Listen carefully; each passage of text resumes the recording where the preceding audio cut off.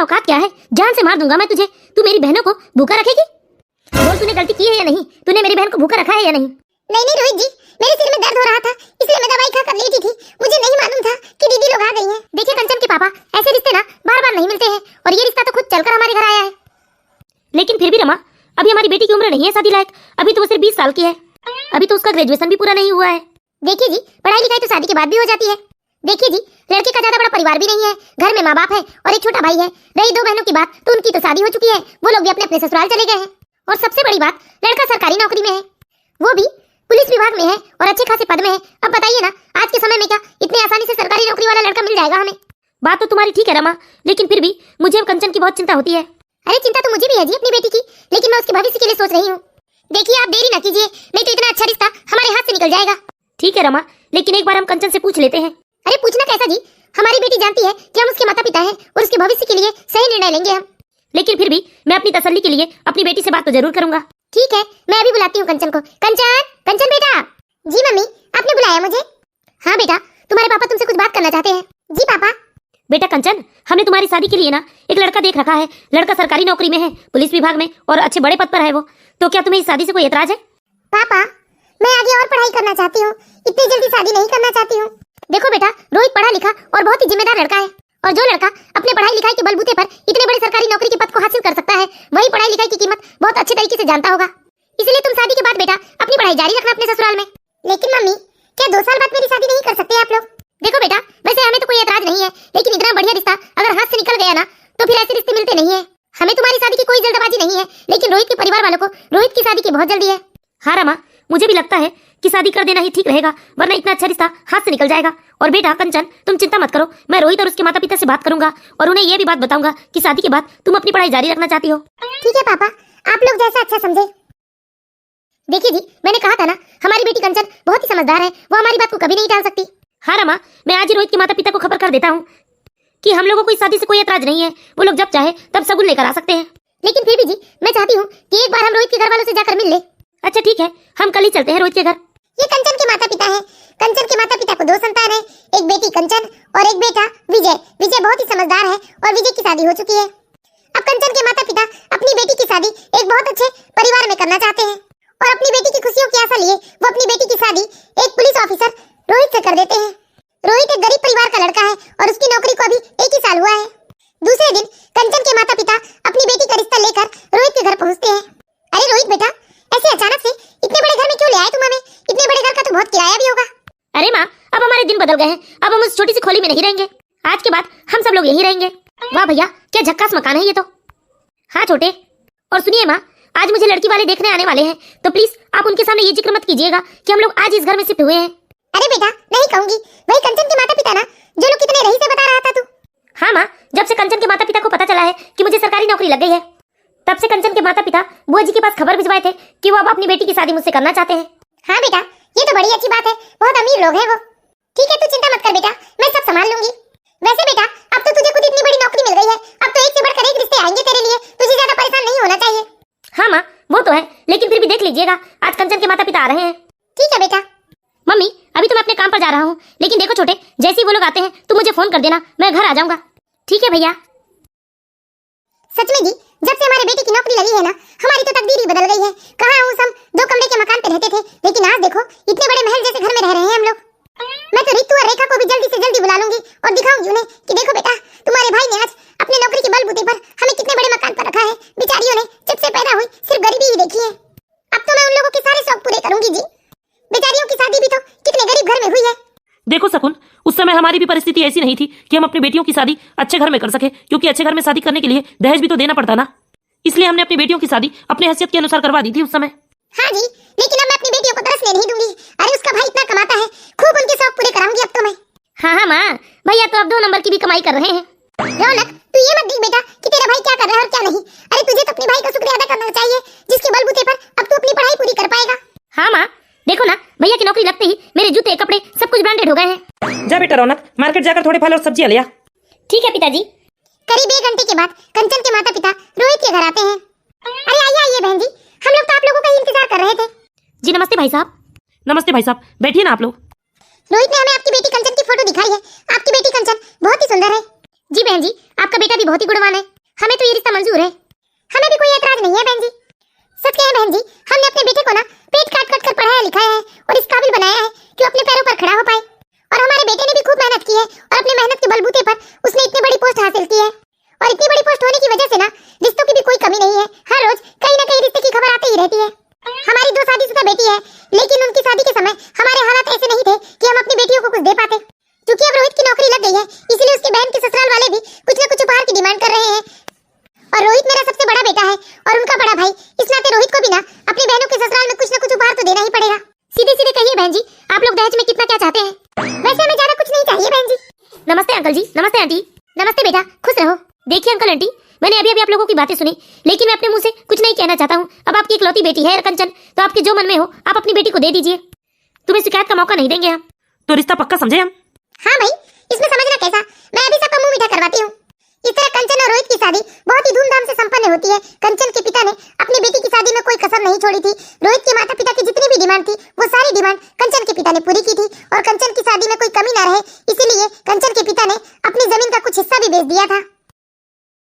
बेटा, हमने कंचन को बहुत ही लाड़ प्यार से पाला पोसा है बेटा। आप बिल्कुल चिंता मत कीजिए मम्मी जी, मैं आपकी बेटी कंचन का बहुत ही अच्छे से ख्याल रखूंगा। इस तरह कंचन अपने मायके से विदा लेकर खुशी खुशी अपने ससुराल पहुंच जाती है। कंचन की आंखों में अपने नए जीवन के लिए बहुत सारे सपने थे और कंचन के माता पिता ने भी कंचन की शादी में किसी प्रकार की कोई कमी नहीं छोड़ी थी, ये सोचकर कि उनकी बेटी हमेशा खुश रहे। लेकिन किसे पता था कि क्या होने वाला है कंचन के जीवन में। मम्मी, अब तो शादी ब्याह का प्रोग्राम भी खत्म हो गया है, अब हम लोगों को भी अपने अपने घर चले जाना चाहिए। अरे बेटा, इतनी जल्दी क्या है तुम्हें? अरे कुछ दिन यहीं रहकर अपने भाभी के साथ घुल मिल जाओ।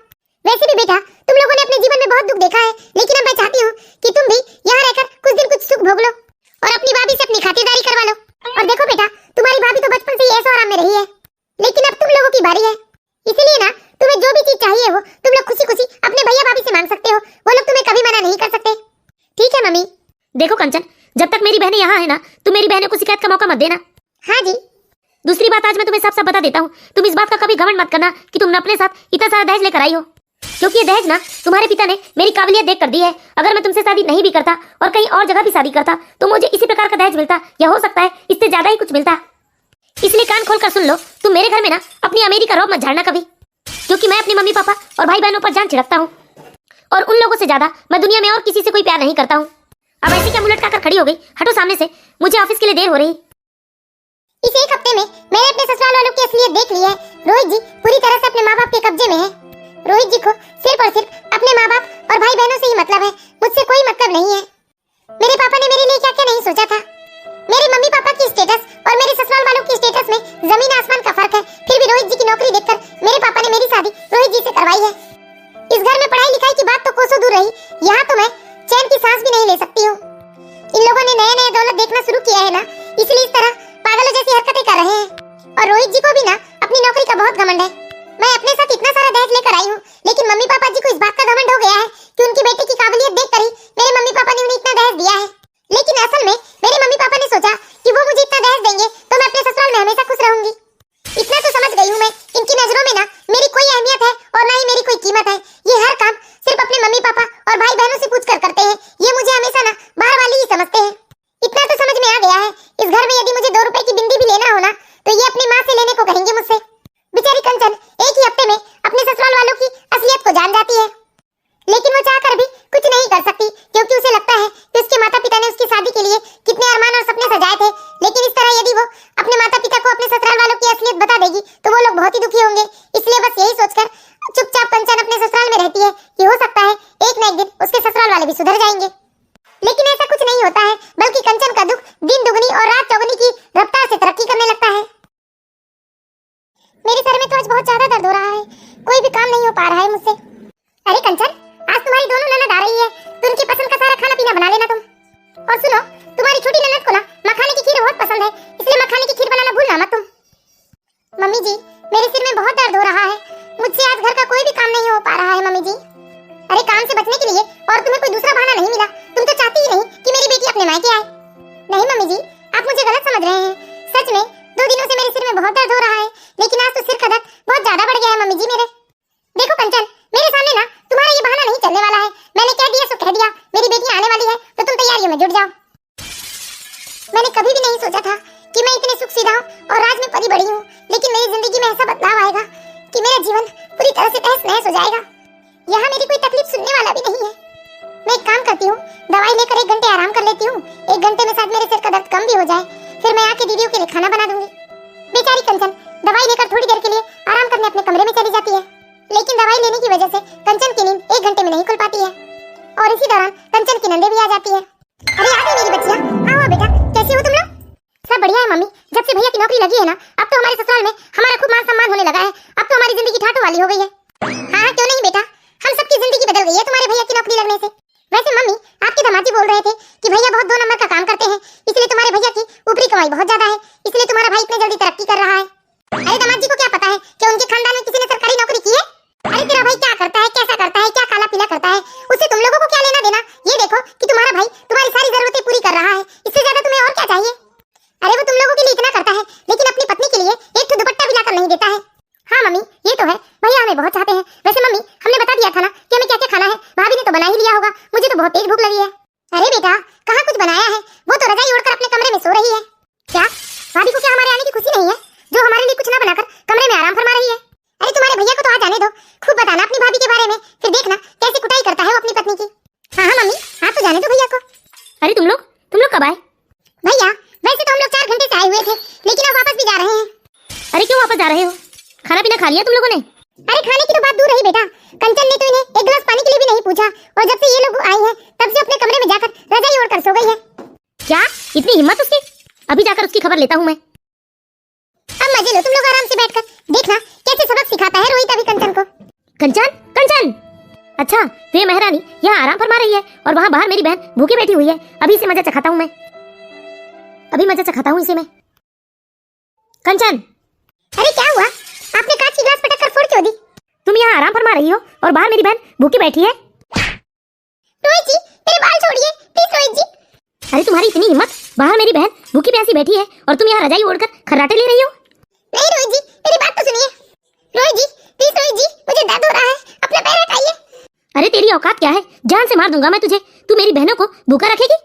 बोल तूने गलती की है या नहीं, तूने मेरी बहन को भूखा रखा है या नहीं? नहीं रोहित जी, मेरे सिर में दर्द हो रहा था, इसलिए मैं दवाई खाकर लेटी थी, मुझे नहीं मालूम था कि दीदी लोग आ गई हैं। अच्छा तू सच्ची और हम माँ बेटी झूठी? प्लीज मुझे मत मारिए, छोड़ दीजिए। अरे छोड़ दे रोहित, मर जाएगी वरना ये। कान खोल कर सुन ले, दोबारा मेरे सामने मुंह चलाया, ये मेरी बहनों को परेशान किया ना तो जान ले लूंगा मैं तेरी। चलो माँ, मेरी बहनें भूखी है ना, मैं अभी उन लोगों को होटल लेकर जाता हूँ और खूब उनके मन का खाना खिला कर लाता हूँ। चल बेटा, मैंने कभी नहीं सोचा था कि ये मुझ पर इस तरह से हाथ भी उठा सकते हैं। अब तो मैं यहाँ बिल्कुल नहीं रहूंगी और आज ही अपने पापा के घर चली जाऊंगी। बेचारी कंचन बहुत ही दुखी होकर अपने पापा के घर चली जाती है, लेकिन उसे नहीं मालूम था कि रोहित किस हद तक गिर सकता है। मम्मी, पापा। कंचन, ये क्या हालत हो गई है बेटा तेरी? कंचन क्या हुआ है बेटा तेरे साथ? मम्मी, मेरी जिंदगी नर्क हो गई है मम्मी। रोहित ने मुझे जानवरों की तरह पीटा है मम्मी, यहाँ तक उसकी माँ ने भी मेरे ऊपर हाथ उठाया है। उसकी इतनी हिम्मत, उसने मेरी बेटी के ऊपर हाथ उठाया? पापा, उन लोगों ने कभी मुझे मान सम्मान नहीं दिया है पापा, हमेशा मुझ पर अत्याचार किए हैं उन लोगों ने। और रोहित तो वो हमेशा अपनी नौकरी की रोक झाड़ता है पापा। तू चिंता मत कर बेटा, अभी हम है ना, तू आराम से बैठ यहाँ। पापा, मैं अभी फोन लगाता हूँ रोहित को। रुक बेटा, मैं बात करता हूँ उससे तो। हेलो रोहित, तुम्हारी हिम्मत कैसे हुई मेरी बेटी के ऊपर हाथ उठाने की? ओह अच्छा, तो तुम्हारी बेटी तुम्हारे घर पहुंच गई है। हाँ मैंने मारा उसे, उसने मेरी बहनों का अपमान किया है। और वैसे तुम लोग मेरा क्या बिगाड़ लोगे अगर गलती से भी तुमने मेरे खिलाफ रिपोर्ट लिखवाने की कोशिश की ना, कि ऐसे झूठे केस में फंसाऊंगा मैं तुम लोगों को कि पूरी जिंदगी जमानत नहीं होगी तुम लोगों की। अरे तुम्हारे खिलाफ तो रिपोर्ट में जरूर लिखवाऊंगा और मैं देखता हूँ तुम भी क्या बिगाड़ सकते हो मेरा। तुम मेरी बेटी के साथ ना इस तरह से अत्याचार नहीं कर सकते हो। ठीक है, जो बनता है करके देख लो। हरामखोर नालायक, उस रोहित ने मुझे धमकी दी है कि मैं रिपोर्ट ना लिखवाऊं। चल बेटा शेखर, अभी रिपोर्ट लिखवा के आते हैं उस नालायक के खिलाफ। और सुनो बेटा, तुम्हें चिंता करने की कोई जरूरत नहीं है, अभी तुम्हारे पापा है ना? हाँ पापा। चलिए पापा। इस तरह से कंचन के पिता और भाई दोनों रिपोर्ट लिखवाने चले जाते हैं, लेकिन सच में रोहित तो इतना बदतमीज था कि कंचन के पापा ने लाख कोशिश की, लेकिन किसी भी पुलिस वाले ने उनकी रिपोर्ट नहीं लिखी। रोहित पुलिस विभाग में अच्छे खासे पद पर नौकरी करता था, इसीलिए उसके पुलिस थाने में किसी ने भी उसकी मर्जी के खिलाफ उसकी रिपोर्ट लिखने की हिम्मत नहीं की। इस तरह कंचन के पिताजी और भैया दोनों बेचारे थक हार कर घर वापस आ जाते हैं। इसी तरह कुछ दिन बीत जाता है। फिर एक दिन रोहित कंचन को फोन करके धमकाने लगता है। हेलो, क्यों फोन किया है आपने? देखो कंचन, तुम्हें तो पता ही है कि मैं पुलिस विभाग में हूँ और अच्छी पोस्ट पर भी हूँ। तुम्हारे घर वाले ना मेरा कुछ नहीं बिगाड़ सकते। और यदि तुम सोच रही होगी कि तुम मुझसे पीछा छुड़ा लोगी तो ऐसा कुछ नहीं होने वाला। तो भला इसी में है कि चुपचाप वापस तुम अपने ससुराल आ जाओ। नहीं आना चाहती मैं उस नर्क में। देखो, अगर अपने घर वालों की भलाई चाहती हो ना तो चुपचाप आकर अपना घर संभाल लो, वरना तुम्हारे पापा और भाई को ऐसे केस में फंसाऊंगा कि जिंदगी भर जमानत नहीं हो पाएगी। फिर तुम और तुम्हारी मम्मी बैठकर रोते रहना, कोई सुनवाई नहीं होगी। इसलिए सोच समझकर फैसला कर लेना। हे भगवान, मैं इस बदतमीज आदमी के जाल में फंस चुकी हूँ और इसके जाल से निकलना अब मुझे संभव नहीं लग रहा है। ये सच में मेरे पापा और भैया को कुछ न कुछ केस में फंसा देगा। वैसे भी ये 2 नंबर के काम करता है सारे, इसलिए मुझे चुपचाप अपने ससुराल चले जाना चाहिए। कंचन बेटा, क्यों अपने ससुराल जाना चाहती हो? यही रहो बेटा, वरना एक दिन वो रोहित तुम्हारी जान ले लेगा। हो सके तो हमें माफ कर देना बेटा। रोहित की नौकरी देखकर हमने इतनी जल्दबाजी की कि आगे के जीवन के बारे में कुछ अच्छा बुरा सोचा ही नहीं, और तुम्हारी शादी करके हमने तुम्हारी जिंदगी बर्बाद कर दी। पापा, आप मत रोइए ना, जो तकदीर में लिखा होता है उसे तो कोई नहीं टाल सकता ना। बेचारी कंचन अपने भैया और पापा के बारे में सोचकर बहुत ही दुखी हो जाती है, इसीलिए वो चुपचाप अपने ससुराल चली जाती है। मत जा बेटा उस घर में। अरे तू उसकी धमकियों को दरकिनार कर दे बेटा, तू अपने पापा पर भरोसा कर, मैं उससे तेरा तलाक करवा कर तेरी दूसरी शादी करवा दूंगा बेटा। मत जा बेटा उस नर्क में। नहीं पापा, आप इतना कुछ मत सोचिए, जाना तो पड़ेगा मुझे। कंचन ने सोचा यदि वो नहीं जाएगी तो रोहित उसके पापा और भैया को नुकसान पहुंचा देगा, इसलिए वो चुपचाप अपने ससुराल चली जाती है। तुझे क्या लगा तू आराम से अपने मायके में बैठ जाएगी? अरे मैं तुझे चैन से रहने नहीं दूंगा। और सुन, अपना ज्यादा दिमाग चलाने की जरूरत नहीं है, यहाँ रहकर मेरे भाई बहन और माँ बाप की सेवा कर। और हाँ, अपना पत्नी धर्म मत भूलना, क्योंकि पत्नी को हमेशा अपने पति को खुश रखना चाहिए। हे भगवान, ये तो पहले से भी ज्यादा बदतमीज हो गए हैं और मुझे इस घर की नौकरानी के सिवा कुछ नहीं समझते। मुझे तो लगता है अब मुझे आत्महत्या ही कर लेनी चाहिए। ऐसी जिल्लत भरी जिंदगी अब नहीं जीना चाहिए मुझे, क्योंकि ये रोहित तो मुझे ऐसे जाने नहीं देगा और इन लोगों के अत्याचार का सामना मैं कर नहीं सकती हूँ। मैं चाहकर भी कुछ नहीं कर सकती, क्योंकि रोहित की अच्छी खासी पहुंच और पहचान है। इस तरह बेचारी कंचन बहुत ही दुखी होकर इस घर का सारा काम करती है, अपने ननद देवर और सास ससुर की खूब सेवा करती है, अपना पत्नी धर्म भी निभाती है, लेकिन इस घर में उसकी कदर करने वाला कोई नहीं था। इस तरह से धीरे धीरे पूरे 1 साल बीत जाते हैं, लेकिन रोहित के घर वाले ना ही सुधरते हैं और ना ही रोहित सुधरता है। देखो मम्मी, अभी तक कभी भी हमारा खुद का अपना घर नहीं हुआ, लेकिन ये घर मुझे बहुत पसंद आ गया है और मैंने मकान मालिक से बात भी कर लिया है। ये घर मैं पूरे 1.5 करोड़ में खरीद रहा हूँ। बाप रे, इतने रुपए कहाँ से लाओगे बेटा तुम? माँ, आप रुपयों की क्या चिंता करते हो? इतने रुपए तो है मेरे पास। बस मैं आप लोगों को एक बात बताना चाहता हूँ, अगर मैं इस घर की रजिस्ट्री अपने नाम पर करवाऊंगा तो कल को मैं फंस भी सकता हूँ कि मेरे पास इतने रुपए कहाँ से आए। इसलिए इस घर की रजिस्ट्री माँ मैं आपके नाम पर करवा रहा हूँ। मुझे तो लगा भैया कि आप घर ना भाभी के नाम पर खरीदोगे। मैं क्यों उस मनुष्य के नाम पर घर खरीदूंगा? अभी मेरे माँ बाप जिंदा है ना, उसकी कोई अहमियत नहीं है मेरे जीवन में। और दूसरी बात छोटे, यदि मैं घर तेरी भाभी के नाम पर लूंगा ना तो इस घर में तुम लोगों का और मम्मी पापा का कभी कोई अधिकार नहीं होगा, लेकिन ये घर माँ बाप के नाम पर रहेगा तो हम पूरे भाई बहनों का अधिकार रहेगा। मेरा कोई मोल नहीं है इनकी जिंदगी में, मेरा होना नहीं होना इनके लिए एक जैसा है। इन्होंने अपने पद का दुरुपयोग किया है और इतने कम समय में इतने रुपए के मालिक बन गए हैं। हमेशा बस पीना खाना, यहाँ से वहाँ घूमना, गुंडागर्दी करना, यही करते हैं ये। हे भगवान, ना जाने मेरे ये कौन से कर्म की सजा दे रहे हो आप मुझे। आज घर भी लेने की सोचे तो अपने माँ बाप के बारे में, लेकिन एक बार भी इन्होंने मेरे बारे में नहीं सोचा। मैं इस घर की नौकरानी और बस इनकी पत्नी धर्म निभाने वाली रह गई हूँ। लेकिन क्या पति का कोई धर्म नहीं होता है अपनी पत्नी के प्रति? हाँ अंकल, मैंने पूरे रुपए तो जमा करवा दिए हैं, अब रजिस्ट्री के लिए बता दीजिए आप। हाँ बेटा, तुम जब फ्री रहो तब आ जाओ, हम चलकर रजिस्ट्री करवा लेंगे। अच्छा ठीक है, तुम यहाँ खड़ी होकर क्या सुन रही हो? चुपचाप अपना काम करो ना और जल्दी से मुझे मेरा टिफिन बना कर दो। जी अभी देती हूँ। इन्होंने इतनी बड़ी रकम चुका भी दी मकान के लिए। कितना पापी हो गया है रोहित, हमेशा बुरे काम करता है, बुरे काम को सपोर्ट करता है और बुरे काम के बलबूते पर इतने रुपए कमा रहा है, मांस मदिरा का सेवन कर रहा है, पत्नी पर इतना अत्याचार कर रहा है। रोहित के पास रुपए पैसे की कोई कमी नहीं है, लाखों रुपए कमा रहे हैं वो महीने में और अपने भाई बहनों के ऊपर लाखों रुपए खर्च भी कर रहे हैं। लेकिन यदि मैं एक बिंदी पत्ते के लिए भी कहूँ तो मुझे साफ मना कर देते हैं। शादी को पूरे 2 साल हो गए, लेकिन आज तक इन्होंने मुझे एक दुपट्टा भी लाकर नहीं दिया है। बहुत ही खुशी हो रही है मम्मी ये सुनकर कि भैया इतना बड़ा घर आप लोगों के नाम पर खरीद रहे हैं। हाँ बेटा, और इस घर की कल रजिस्ट्री भी होनी है। हम लोग कल मकान मालिक के साथ कोर्ट जाएंगे और रजिस्ट्री करवा कर आएंगे। हाँ मम्मी, ये तो बहुत ही खुशी की बात है, फिर हम सब इस घर में मजे से रहेंगे। तू यहाँ खड़ी होकर क्या सुन रही है? देख नहीं रही है कि तेरी ननद आई है? जाकर कुछ खाने पीने का लेकर आ। ठीक है मम्मी जी, अभी लेकर आई। रोहित के भाई बहन और माता पिता सभी लोग बहुत खुश थे कि रोहित ने इतना बड़ा मकान खरीद लिया है। रोहित शराब का बहुत आदी हो चुका था और अब तो रोहित अपनी ड्यूटी के दौरान भी शराब पीने लगा था। एक दिन वो अपनी ड्यूटी के दौरान बहुत ज्यादा शराब पी लिया था और घर आते वक्त उसने इतनी पी थी कि उससे गाड़ी नहीं संभले गई और उसकी गाड़ी का एक्सीडेंट हो गया। हे भगवान, ये सब क्या हो गया? मेरा बेटा रोहित।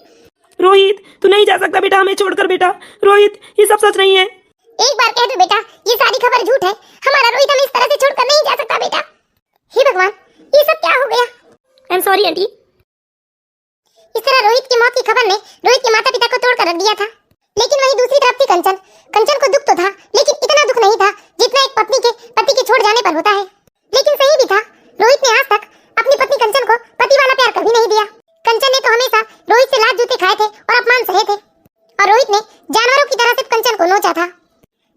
रोहित के बीच में इससे ज्यादा और कोई रिश्ता नहीं था, लेकिन फिर भी कंचन की शादी रोहित से हुई थी। शादी इसीलिए कंचन की आंखों से आंसू बहते ही जा रहे थे। कंचन के ससुराल का माहौल बहुत ही गमगीन हो चुका था। अब तो कंचन के माता पिता और भाई भी आ चुके थे। रोहित का अंतिम संस्कार भी हो गया था। रोहित के माता पिता और भाई बहनों की हालत बहुत ही बुरी हो चुकी थी। उनके आंसू तो रुक ही नहीं रहे थे। वो लोग चीख दहाड़ मार मार के रोहित का नाम पुकार पुकार कर रो रहे थे। लेकिन वहीं दूसरी तरफ बेचारी कंचन एक कोने में बैठकर रोई जा रही थी। वो यही सोच रही थी कि उसे आज तक पति से कुछ नहीं मिला और अब उसके ऊपर एक और लांछन लग गया है। लेकिन पति का इतना अत्याचार सहकर कंचन एक तरह से पत्थर भी बन चुकी थी। वो बस अब अपने भविष्य की चिंता कर रही थी। सब कुछ बर्बाद हो गया बेटा, तुम्हारा भाई हमें छोड़कर चला गया बेटा। हाँ माँ, भाई हमें इतनी जल्दी छोड़कर चले गए माँ। हाँ माँ। पूरे 3 दिन बीत चुके थे, लेकिन अभी भी रोहित के घर में सब लोग रोहित को याद करके बहुत ही रोए जा रहे थे। पूरा घर गमगीन हो चुका था। तभी कंचन को याद आता है कि रोहित ने घर की सारी रकम चुका दी है, बस घर की रजिस्ट्री होनी है। तभी कंचन सोचती है कि आज तक पति ने तो उसे कुछ दिया नहीं और ना ही ससुराल वालों ने, इसलिए वो सोचती है कि मकान मालिक को तो पता ही नहीं है रोहित किसके नाम पर घर की रजिस्ट्री करवाना चाहता था। इसलिए कंचन अपने भाई को फोन करती है और अपने पूरे डॉक्यूमेंट्स लेकर वो मकान की रजिस्ट्री कराने पहुंच जाती है। मकान मालिक को लगता है कि रोहित मकान अपनी पत्नी के नाम पर लेना चाहता था, इसलिए मकान मालिक रोहित की पत्नी के नाम पर रजिस्ट्री करवा देते हैं और कंचन रजिस्ट्री के कागज लेकर वापस अपने ससुराल पहुंच जाती है और कंचन का भाई अपने घर चला जाता है। कंचन के ससुराल वाले अब अपनी असलियत में आ चुके थे। अरे डायन, खा गई मेरे बेटे को, अब यहाँ किसके लिए रुकी है? चल निकल मेरे घर से, अब तुझे ना मैं 1 मिनट भी अपने घर में बर्दाश्त नहीं करूंगी। अब जब मेरा बेटा ही नहीं रहा तो तू इस घर में रहकर क्या करेगी? जा जाकर मर जा कहीं। हाँ माँ, निकाल दो इसे घर से। अगर ये इस घर में रहेगी तो रोहित भैया की नौकरी हमारे छोटे भाई को नहीं लग पाएगी। बुढ़िया, जुबान बंद कर अपनी। बहुत सही है तेरी एकड़ी तेरे उस कमीने बेटे की वजह से, लेकिन तेरा वो कुकर्मी बेटा जिसने मेरी जिंदगी बर्बाद की, वो तो अब इस दुनिया में है नहीं, तो उसका भूत आकर तुम्हारी मदद करेगा नहीं। अरे बहू, तुझे शर्म नहीं आती क्या? अपने दिवंगत पति के लिए ऐसे शब्द का इस्तेमाल कर रही है। पति? वो मेरा पति था? अरे मैंने तो कभी जाना ही नहीं कि पति पत्नी का रिश्ता क्या होता है। हम सिर्फ सामाजिक रूप से पति पत्नी थे, लेकिन मैं तो रोहित को सिर्फ एक राक्षस के रूप में जानती हूँ। और जब वो राक्षस ही नहीं रहा तो उस राक्षस के रिश्तेदारों से मुझे क्या लेना देना? हाँ तो निकलो ना इस घर से, यहाँ खड़ी क्यों हो तुम? अरे मुझे नहीं निकलना है इस घर से, निकलना तो तुम्हें पड़ेगा, क्योंकि तुम्हारे भाई रोहित ने ये घर मेरे नाम पर खरीदा है और इस हिसाब से अब मैं इस घर की मालकिन हूँ। इसलिए तुम लोग अब अपना बोरिया बिस्तर समेटो और निकलो यहाँ से। झूठ मत बोलो, हमें अच्छे से पता है कि भैया ने मम्मी पापा के नाम पर रजिस्ट्री करवाई है। वैसे पढ़े लिखे तो हो ना तुम लोग, ये रहे घर की रजिस्ट्री के कागजात, चाहो तो पढ़कर देख सकते हो कि मैं इस घर की मालकिन हूँ। अब मैं तुम्हें इस घर से धक्के मारकर निकाल दूंगी। और क्या कहा तुमने कि तुम्हारे भाई की नौकरी तुम्हारे छोटे भाई को लगेगी? अरे मैं इतनी बेवकूफ नहीं हूँ, उस राक्षस पति के लात घूसे खाए हैं मैंने, इसलिए इस नौकरी पर भी ना सिर्फ और सिर्फ मेरा हक है। इसलिए अब तुम लोग अपना इंतजाम कहीं भी कर लो। कंचन के ससुराल वालों को सारी बात समझ में आ चुकी थी कि अब उनके हाथ से सब कुछ निकल गया है, इसीलिए उन लोगों ने अपना रंग बदलना शुरू कर दिया। लेकिन कंचन अब उनके इमोशनली ड्रामे में नहीं आने वाली थी। नहीं कंचन बेटा, तुम हमें इस घर से मत निकालो, हम लोग कहाँ जाएंगे? अरे जब पति ही नहीं रहा तो पति के माँ बाप का क्या मैं अचार डालूंगी? निकल जाओ मेरे घर से। मैंने तुम लोगों को 1 दिन का समय दिया है, 1 दिन के अंदर ना तुम लोग मेरा घर खाली कर दो और कहीं भी जाओ, मुझे तुम लोगों से कोई मतलब नहीं है।